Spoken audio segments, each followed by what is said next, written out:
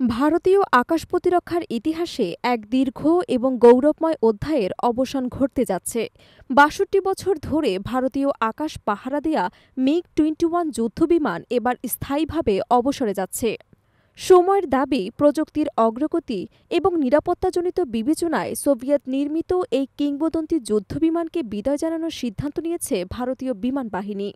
ভারতের প্রভাবশালী সংবাদ মাধ্যম দ্য হিন্দু এক প্রতিবেদনে জানিয়েছে, আগামী সেপ্টেম্বর মাসে চণ্ডীগড়ের একটি বিমান ঘাঁটিতে আয়োজিত হবে এক বিশেষ বিদায়ী অনুষ্ঠান, যেখানে আনুষ্ঠানিকভাবে মিগ-21 ভীষণ যুদ্ধবিমানের অপারেশনাল অধ্যায় শেষ হবে। বিষয়টি নিশ্চিত করেছেন ভারতের প্রতিরক্ষা মন্ত্রণালয়ের এক শীর্ষ কর্মকর্তা। ১৯৬৩ সালে সোভিয়েত ইউনিয়নের সহায়তায় ভারতীয় বিমান বাহিনীতে যুক্ত হয় মিগ-21। তখন এটি ছিল বিশ্বের দ্রুততম সুপারসনিক যুদ্ধ বিমানগুলোর একটি।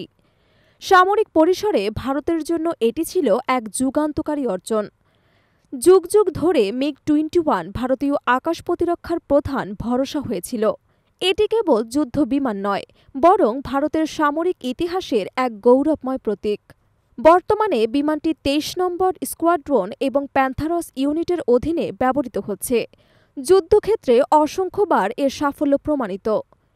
১৯৬৫ এবং ১৯৭১ সালের ভারত-পাকিস্তান যুদ্ধ, ১৯৯৯ সালের কার্গিল সংঘাত, এমনকি ২০১৯ সালে বালাকোট বিমান হামলা, সব ক্ষেত্রে মিগ-21 সাহসিকতার সঙ্গে অংশ নিয়েছে। সাম্প্রতিক সময়ে অপারেশন সিন্দুরও এটি ব্যবহার হয়েছে।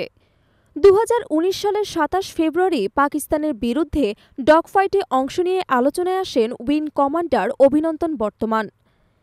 তিনি মিগ-21 ভিশন নিয়ে শত্রুর F-16 বিমানকে ধাওয়া করেন। এক পর্যায়ে তার বিমান গুলি করে ভূপাতিত করা হয় এবং তিনি পাকিস্তানে আটক হন। পরে পাকিস্তান চাপের মুখে তাকে মুক্তি দেয় ইসলামাবাদ। এই ঘটনা নতুন করে প্রমাণ করে মিগ-21 শুধু একটি যুদ্ধযন্ত্র নয়, বরং এক সাহসিকতার প্রতীক। যদিও মিগ-21 দীর্ঘদিন ধরে ভারতের আকাশ রক্ষা করেছে, তবে সময়ের সঙ্গে সঙ্গে এর প্রযুক্তিগত সীমাবদ্ধতা সামনে আসে। গত এক দশকে একাধিক দুর্ঘটনার শিকার হয়েছে এই বিমান, যার ফলে বহু অভিজ্ঞ পাইলট প্রাণ হারিয়েছেন। এর জেরে জনমনে উদ্বেগ এবং নিরাপত্তা প্রশ্ন উঠেছে। বিমানটির পুরনো যন্ত্রাংশ এবং প্রযুক্তিগত সীমাবদ্ধতার কারণে একে ফ্লাইং কফিন বলেও আখ্যায়িত করা হয়েছে। এই বাস্তবতায় ভারতীয় সরকার মিগ-21 এর স্থলে ধাপে ধাপে দেশীয় প্রযুক্তিতে তৈরি হালকা যুদ্ধবিমান তেজস MK-1A চালুর সিদ্ধান্ত নিয়েছে। এই প্রক্রিয়া ইতোমধ্যে শুরু হয়ে গেছে। হিন্দুস্তান অ্যারোনটিক্স লিমিটেড নির্মিত তেজস প্রযুক্তিগতভাবে উন্নত, কার্যক্ষম এবং ভারতীয় প্রতিরক্ষা শিল্পে স্বনির্ভরতার প্রতীক হিসেবে দেখা হচ্ছে। এটি সম্পূর্ণরূপে ভারতীয় সেনাবাহিনীকে আধুনিক যুগে প্রবেশ করাতে সক্ষম।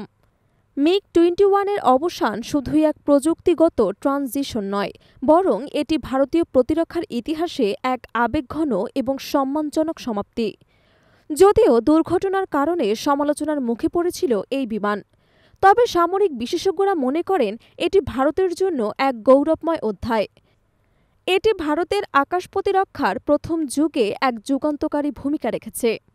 বিশেষজ্ঞদের মতে মিগ-21 শুধুমাত্র একটি যুদ্ধবিমান ছিল না, বরং ভারতের আত্মবিশ্বাস এবং সামরিক কৌশলের প্রথম ধাপ। এর মাধ্যমে ভারতীয় বিমান বাহিনী দীর্ঘ সময় ধরে কম খরচে কার্যকরভাবে আকাশ প্রতিরক্ষা নিশ্চিত করেছেন। এটি ভারতীয় পাইলটদের অনেকেই প্রথম সুপারসনিক ফ্লাইটের অভিজ্ঞতা দিয়েছেন। আগামী সেপ্টেম্বরে যখন মিগ-21 শেষবারের মতো আকাশে উড়বে, তখন সেটি শুধু বিদায়ের প্রতীক হবে না, বরং তা হবে এক নতুন সম্ভাবনার সূচনা। তেজস, রাফায়েল এবং ভবিষ্যতের উন্নত যুদ্ধবিমান দিয়ে ভারত তার আকাশ আরও দৃঢ়ভাবে রক্ষা করতে প্রস্তুত। ভারতের সামরিক ইতিহাসে মিগ-21 থাকবে একটি চিরস্মরণীয় নাম।